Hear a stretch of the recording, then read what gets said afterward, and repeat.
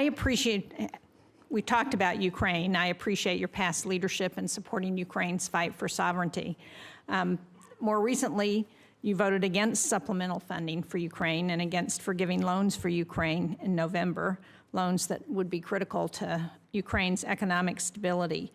So can you talk about how your views on Ukraine have developed and where you are now, and what you think is important for us to do in order to ensure that there is the strongest possible negotiating position if Ukraine and Russia do get to the negotiating table? Sure. First, let me point out, and although I'll still speak to my view of the process, that I voted against that bill because I said I would not vote for a bill unless it addressed the crisis at our southern border as part of the overall arrangement. That was not done, and so I voted against it. That said, here's my view of a situation.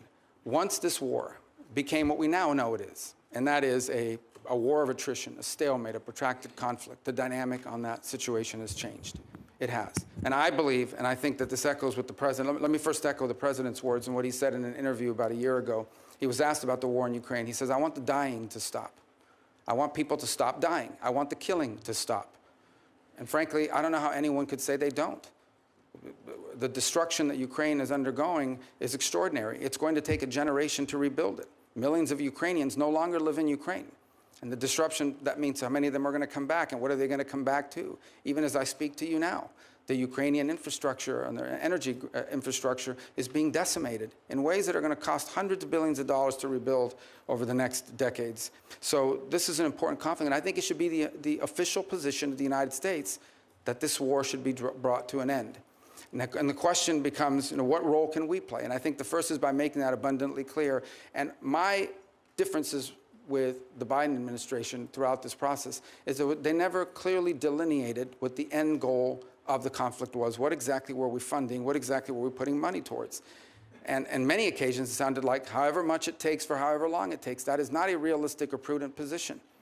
The truth of the matter is that in this conflict, there is no way Russia takes all of Ukraine. The Ukrainians are too brave and fight too hard, and the country is too big. That's not going to happen.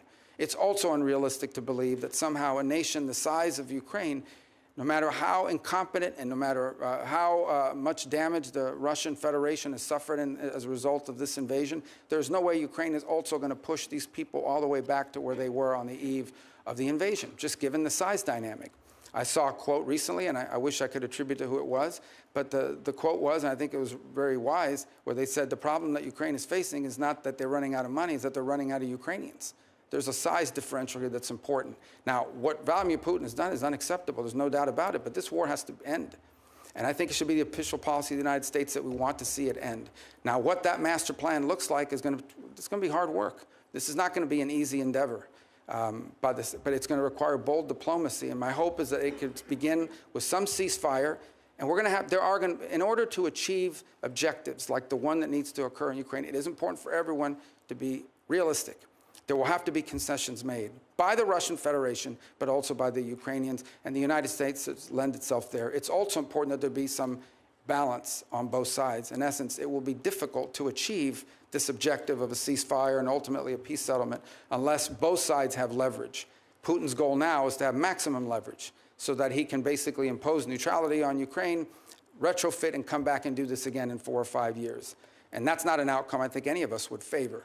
By the same token, I think it's important that the Ukrainians have leverage, but they also will have to make concessions to reach this agreement. It's going to be very difficult. This will not be easy. Conflicts of this nature that have historical underpinnings to it are going to require a lot of hard diplomacy and tough work, but that's something that needs to happen. This conflict needs to end.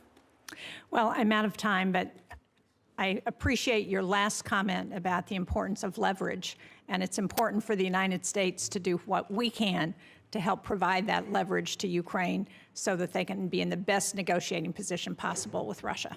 Thank you very much.